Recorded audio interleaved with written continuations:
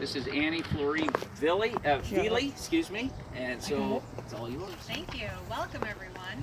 Thanks for coming today. I'm Annie Veely, as our guide said. I was born in 1866 in Montana. You see, my father was actually from Missouri, and he went out with the 49ers out west to find gold. Never found gold, but did find a good place to raise cattle.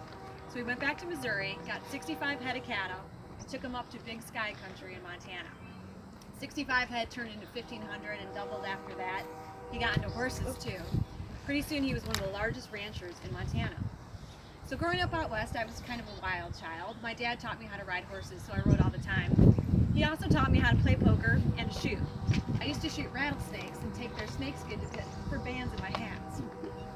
For fun, my sisters and I used to climb up the hill overlooking the local penitentiary where we watched the hangings.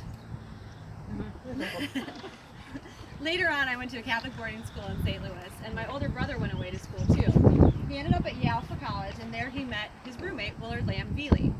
Now, after they graduated in 1888, Will came out and visited my brother in Montana, where we met and fell in love and got married in 1890. Will brought me back here to Moline after that. He worked for Deere and Company, you see. He was the grandson of John Deere. His mom was Emma Deere, and she's buried over here. Willard's dad was Stephen Veely, and he and his dad not only worked at Deere and Company, but also started the Veely Carriage Company in 1901. They made surreys, buggies, and carriages, top of the line. Later in 1908, they started the Veely Motor Company, where they made beautiful automobiles like the one over here, and trucks. And by 1921, they were actually one of the largest manufacturer of motor vehicles in the country.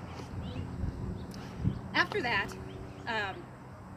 it wasn't all work for our family. There was also travel involved. Will and I loved to travel. We went all over the world. We went to Beijing, which was then called the Forbidden City. We went to Egypt, and we went to Italy, which was my favorite. I loved all the beautiful villas there and the rolling hills with vineyards. So when we came back here, I said to Will, let's build our own villa out on the area on our 500-acre farm, where we also had a private golf course that overlooked the Rock River. You now know what Agora Target is and the Quad City Bank and Trust. But originally that was my house, the Veely Villa. We brought in workers from Italy and Greece to build it. We had marble floors, frescoed walls. When it was done, it was 25,000 square feet. There were 46 rooms, 14 bedrooms, 12 bathrooms, 2 dining rooms. Our ballroom was 90 feet long. We had a billiards room, a library, the whole works. In the backyard, we planted over 20 different varieties of grapes so we could have our own wine. And my husband brought a winemaker from Greece to make it for us. We had 2 children as well. Well, really 3. We had a stillborn baby, but then we had 2 children, Will Jr., who went by Bill, and Marjorie Fleury Veely. The 2 of them went away to school too as they got older. Marjorie went to the Miss Spence School in New York City, which you may have heard of. It's very upscale. Gwyneth Paltrow went there. And she really caught a lot of attention in her little red Veely driving around Manhattan. Will Jr., who went by Bill, he went and followed his dad's footsteps to Yale. And then he served overseas in World War I and came back after that. Then Marjorie came back to the villa to get married in 1924. She met her husband, Lieutenant Bill Hurd, and then they moved away together. Bill met his future wife at Marjorie's wedding, Martha Kelly. They eloped the year later. Unfortunately, that was the last grand party that we had at the villa. Times kind of changed after that. In 1926, Will and I were the only ones living in the house, and we had a staff of 6 servants, and it got a little pricey. So we actually moved to a more modest house in town. Then, in 1928, my Will died of an embolism. He was in his 60s.